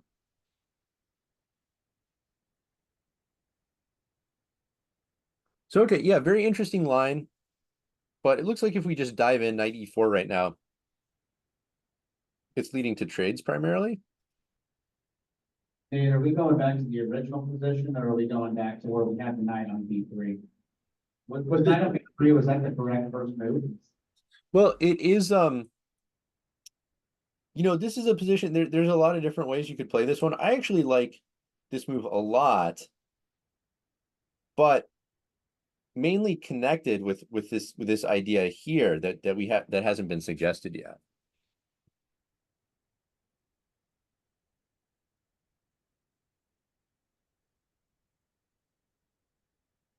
Is there any way you can use this knight to control the E4 square? Put it on C8 and then jump it up to D3 or D6. Yeah, I like this maneuver a lot, and we're gonna come out here, and then with both knights here, we'll be ready to establish a knight on this weak square. So that's my favorite plan. It's not the only way you could play the position, but I like this plan a lot. And now if white plays, you know, G4, like if white tries to attack us, we're in time with knight E4. So we've got that powerful knight, and then maybe we're gonna play F6 and kick that knight out. So white's trying to attack me, but maybe white is really the one that's in danger, because by advancing those pawns, they're really exposing their king. But you know, you should be flexible too, because for example, if white played G4 here before bishop D2, now knight C8, G5, you're not really in time. You can't play knight E4 because then this would be taken again. So maybe here, maybe actually knight FD7 is a good move, because you're getting out of the way of any G5 attacks, but also hitting this knight, getting ready to play F6. So you do have to be sort of flexible move by move. But yeah, I really like this idea of bringing the knight here. Anytime you take your worst placed piece, you use it to control the opponent's weakest square. That usually works out well. Okay, well, I do have, I mean, I've got more positions, but I wanted to also save time for this Q&A, so maybe we can do that. Which one do you want to make? Sorry? Which one would you like to do? Well, let's go ahead and do the Q&A, because I think we've got, so I think we planned until 4:30, so we've got like 20 minutes. So maybe we can do Q&A, and then I guess if we run out of questions, we can do some more positions. That sounds good. And just so all you guys know as well, my wife was awesome and brought us some Eileen's cookies and some drinks and stuff. She snuck them in while we were in the middle of the training. So if you guys want some, have at it. I don't want to take it home. I'm trying to lose weight. You can just mail the rest of those cookies to me. That's no problem. All right. I'll let you know how many we have. Okay. All right. Does anybody have any questions for B-Day Master Nate Salon about any of the training today? His personal life, his bank account information, anything fun? I don't got a question. Are you the world champion? Am I the world champion? Are you the No. world champion? Hey, have you been the world champion? He's asking if you are or have been the world chess champion of the world. No, I am not, nor have been world chess champion. I guess probably like the closest I won the national 8th grade championship when I was a kid. So I won a national championship. I've won a few state championships here and there, but no, world champion, that's a tough one. I'm nowhere close to that. Just so you know, the world champion right now is Grandmaster Ding Loren, although that is a contested fact for some people. Yep, there's a match, supposed to be a match between Ding Liren and Gukesh, right? But I'm not sure if Ding is even going to be able to play. It's sort of in limbo right now. So what states have you won state championships in? I'm assuming you haven't lived in Nebraska in your life. Yeah, I won so I lived in Boston for a while. I won a Massachusetts state championship. And well, I grew up in Michigan. I don't think I probably won like I think I won a Michigan, probably like the high school championship and maybe a Blitz championship. I don't know if I ever won like the full out just Michigan State championship.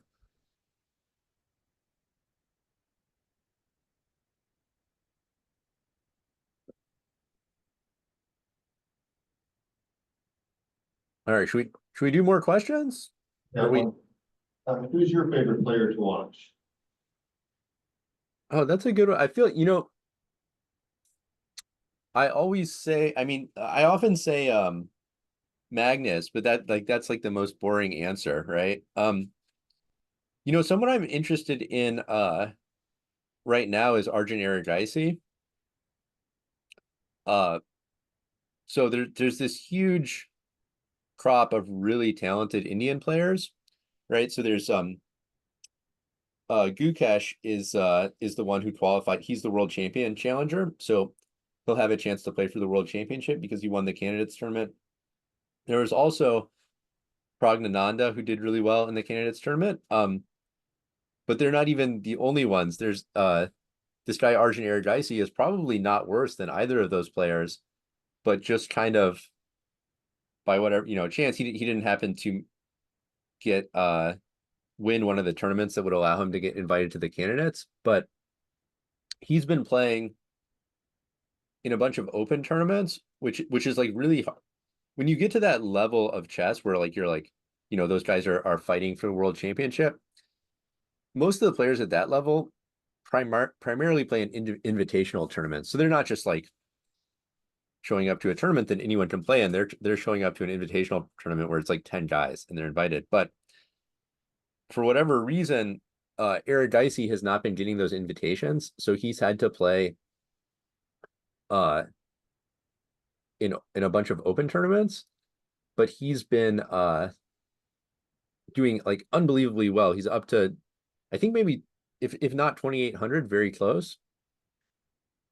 So obviously getting to 2,800 in any way is insanely hard, but getting it to that level in open tournaments is even more insane because that means you have to be scoring almost 100% against 2,500 grandmasters. So I was, I started looking at his games, so I was just curious how that's even possible. So I think he's a really interesting player, and he's like extremely aggressive, extremely creative. Part of how he does that is he takes a lot of risks and takes the game into a very non-standard position, because if you play conventionally against a 2,500 grandmaster, they're not going to mess up. So he is able to take those players out of their comfort zone. And so yeah, I thought that was really interesting. And by the way, that's something that is good to do at all levels is don't only study the top grandmaster games, but I think in a lot of cases it's more helpful study the games of players who are one step ahead of you. So for me, honestly, like Erigaisi is like many steps ahead of me, but my point is if you are, let's say 1,200, yes, you can study Magnus Carlsen's games, but honestly, those are going to be pretty hard to understand. Like the games that might help you more right now is if you're 1,200, if there's someone in the club who's 1,500, you might be able to learn a lot from their games. Because if you're 1,200, your challenge right now is to beat a 1,300 player. If you have a friend who's 1,500, they're beating 1,300 players all the time, right? So like look at their games. Like how are they doing that? What do their games look like? What would you think about, if you were unable to find players that are at that level and just one step above you? Something that I've liked doing in the past was even going back to, the master games from like the 1850s. Like Paul Morphy games are really close to what my games are like at that level. They're full of tactics, they're full of fireworks and just fun craziness. Do you think that would be something that would be a good supplement if you can't find games that are just a step above where you're at? Yeah, that's a great one as well. As you go back farther, generally over time, chess players have gotten better. Like the level of chess has gotten higher. I mean, for one thing, we have computers now, which they didn't used to have, so that's a huge change. So yeah, if you go, I mean, I love to study polymorphy games for especially for understanding controlling the center and developing all your pieces in the opening. Those are great to go through. Actually, I have a Lee chess study that I share with a lot of my students that lets you play through the game. Like my favorite way to review games is actually to do it solitaire chess or guess the move style, where you don't just look at the moves, you try to guess every move, move by move. Then that makes it a lot more memorable and helps you sort of stay engaged with it. So I have a Lee chess study that I have a lot of my students go through with some of Morphy's best games where they try to guess his moves move by move. And I totally agree that game plan of develop quickly, open the center, finish the game off with a tactic that Morphy was able to use to become the best player in the world in the 1800s. The 1800s time, not the 1800s ELO. You can use that today to crush players up to probably 1200. You know, that type of game plan is going to serve you very well. And even beyond that, as you get to a higher level where your opponents also develop quickly and they don't let you do that so often, just having that in your tool bag is very important. So yeah, definitely like going back, the older the games are, like the simpler they tend to be because the opponents, just the level of play wasn't as high. People weren't able to offer as much resistance against the best players. So like Morphy is great for development. Capablanca's endgames are still great to look at. So yeah, I do think going back and looking at older games can be helpful too. So in most of those games, I noticed we had a lot of situations and then we are moving our knight back to reposition it. When would you say is a good indicator of doing, like what would be good positions to think about doing that? Because I usually don't like doing that in my game. Yeah, I think, you know, one thing I've noticed, so just because I've been thinking about this, I've been looking for good example positions. And I didn't set out to find knight positions specifically. I was looking for positions like with any piece that could be improved. But I have noticed that quite a lot of the positions I find do end up being the knight. So I think maybe that's just something about chess is just the way it works out is the knight often ends up being just somehow very key to chess strategy as a whole. And it like, if you can use your knights really well, that seems to be the key to a lot of positions. I'm not sure why that is exactly. Maybe, you know, I think the knight is a powerful piece, but because it has such a unique move, sometimes it takes some more maneuvering to get it where it needs to go. As far as moving the knight backwards, I guess I would just say, you know, look for those weak squares, look for the weak squares in the position, and then figure out how to get there. You don't want to go backwards just for the sake of going backwards, but sometimes the only pathway to get where you need to go does involve going backwards. That answer your question, obviously. Doing some walking, maybe, we have no question back here. So I've realized that in a lot of my games or a lot of the strategy that I implement, one is very centered around closed positions, and I work extremely well with knights. What would you say would be best to work on improving with like the bishops and these open diagonals and whatnot, besides from the tactics, obviously? Okay, so the question was, what would be the best way to work on improving bishops? Yeah, that's correct. You say it's in his games, he has a lot of closed positions, and so he has a lot of experience with the knights, and where he just wants to find out resources to become better with working with bishops and more open positions. Yeah, so I mean, I guess it's not necessarily a problem. Like if you play a lot of closed positions, you enjoy closed positions and you're good at maneuvering with knights, well, maybe everything's working and you don't really need to change anything. As far as exercises for the bishops,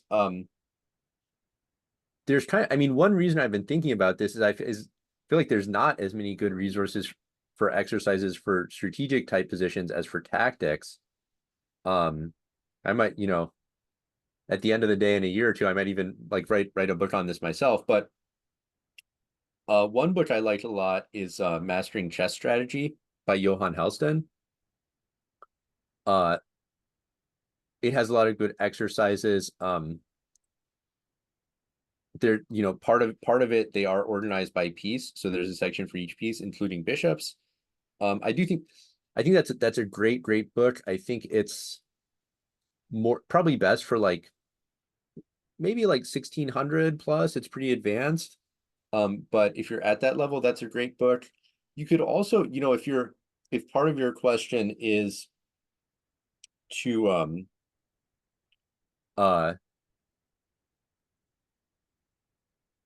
play more open positions as well, you could try like adopting some different openings that lead to more open positions, not necessarily in tournament games at first, but like for example, I just had a session with a student the other day who, like, his main sort of opening with white that he has been playing is the King's Indian attack. So he plays a lot of fairly closed position, but we were just preparing and I suggested like, well, hey, why don't you even try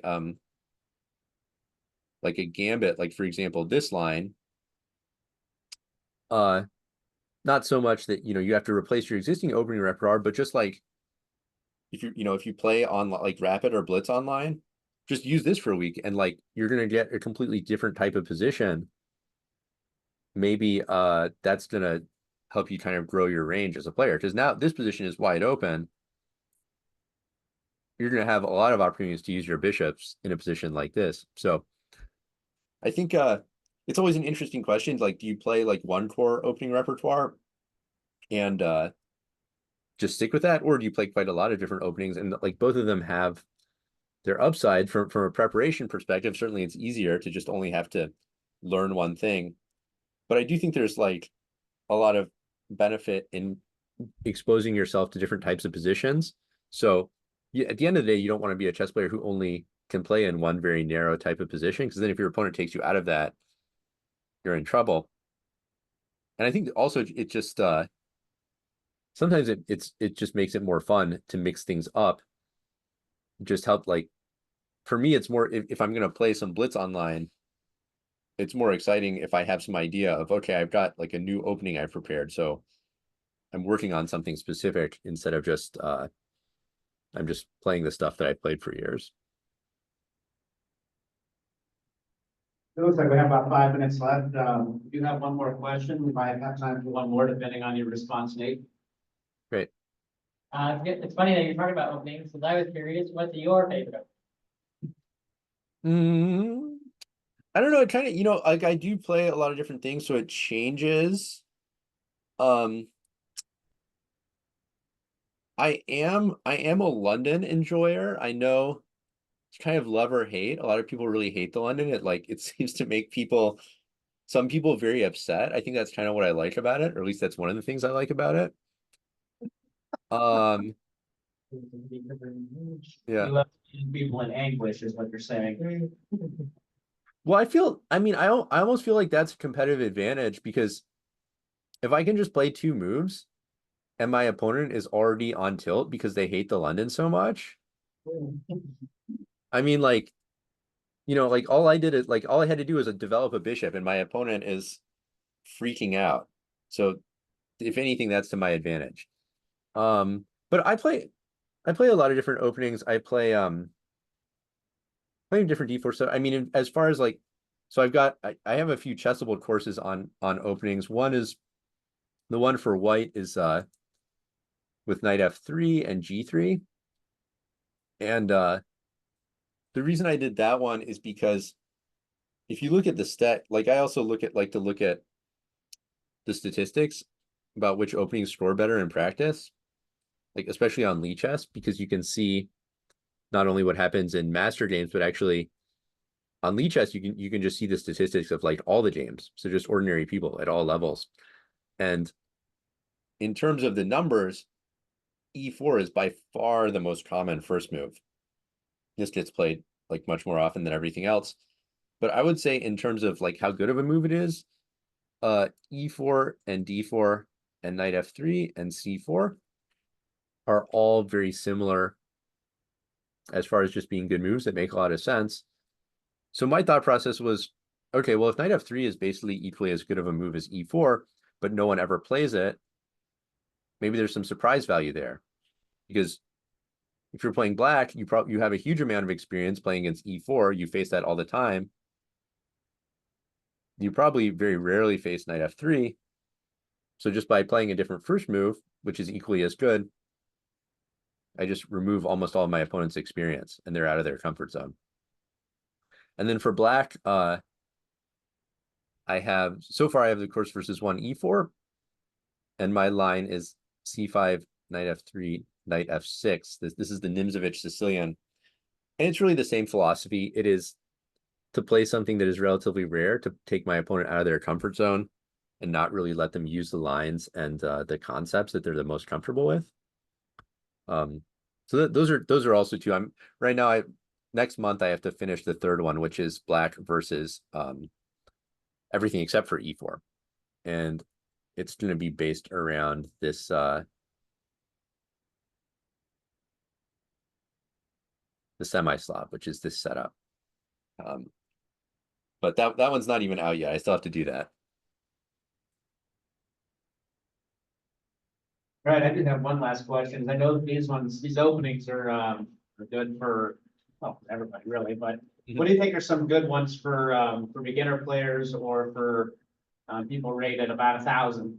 What are ones that you would recommend that people learn? Would they be the gambits or would they be the Italian or something? Like what would you suggest for people that are just kind of starting out? They know, I don't know, what's a good starter? Yeah, for starting out up to 1,000, I do like just the very classical openings.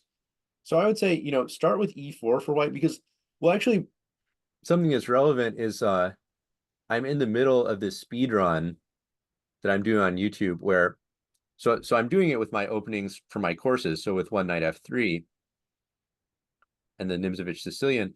But what I found is when under 1,000 roughly. So the idea of a speed run is I create a new account. It starts at 500. I'm going to go up to 2,200. So I play these openings through the whole rating range. But what I found is when you're starting under 1,000, while your opponents might not be following these, so to me, the opening principles: control the center, develop your pieces, castles. Well, I found a lot of the opponents were not doing that. So like I would play knight f3, but maybe someone, just plays like a6 or something. Well, okay, maybe my plan was to play g3 and bishop g2 and sort of play like this.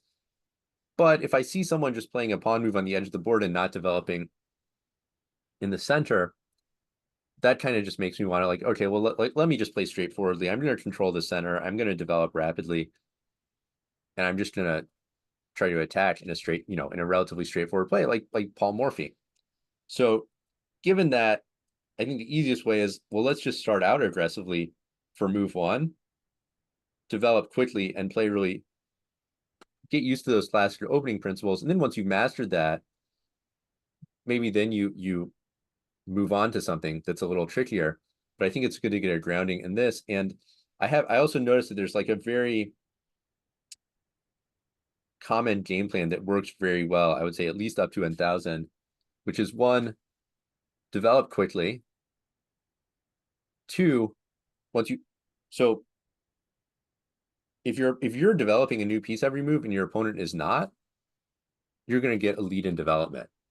And I saw a lot of that at that level. I saw like, instead of developing a new piece, people would just take one piece and move it all over, like move the same piece over and over. So they're not developing a new piece, or they're making kind of random pawn moves that aren't developing. That happens a lot. So that gives you a lead in development. So then step two, use a pawn break to open the position. And because that is what lets you translate your lead in development into an attack. And then step three, you're looking for tactics to finish the game. So if you can master that 1, 2, 3, that's extremely, extremely effective at that level. And those are really great things to know. I mean, those are things that like, no matter how high you go or how long your chess career goes, you really want to be able to execute that type of game plan. So I would say play e4, develop your pieces quickly. Do not, definitely do not devote a lot of your study time to trying to memorize like very specific theoretical lines because they'll never happen. I experienced this a lot as a coach. When I talked to someone the first time, like very, very often, like a huge percentage of the time, they spend on chess, they're like memorizing opening lines. But of course, I'm sure you've experienced this yourself, like your opponents never play into the lines you memorize, right? Basically. So I wouldn't worry about that. I would play e4, develop quickly, castle. And likewise with black, I think just starting out really simple, e4, e5, d4, d5. These aren't the only good openings, but I think it makes a lot of sense when you're starting. Keep it as simple as possible. Don't waste your time memorizing variations that your opponents are never going to play into anyway, and focus on getting really good at implementing those principles of controlling the center, develop castle, and then that's going to put you in a position to use tactics to win the game. All right, anybody have any other final questions before we get out of here? No? All right, hey, how can people find you? Yeah, so I'm on Twitter. I would definitely say check out my YouTube. I just started. I was never a YouTube guy until like recently, but I started posting a lot, and I'm in the middle of the speed run. So I started at 500. I just crossed 1500, so I'm like kind of halfway. I said, I've got a ways to go. So I think that's a great resource because you can see. So I'm playing and talking out loud about my thought process. So that's gonna let you see how people are playing and what sort of mistakes they're making at different levels. So my YouTube is just my name, Nate Salon. So I would say, yeah, check out my YouTube, check out that speed run. And yeah, leave a comment or send me a message if you have any questions. All right, well, thank you so much for your time, Dave. We appreciate you helping out our small community out here, and welcome to the state of Nebraska. We appreciate having stronger players that are willing to spend some time to help us common folk out. And you have a good rest of your day. Okay, thank you so much for having me. It's fun. All right, see ya. Thank you. All right, have a good one.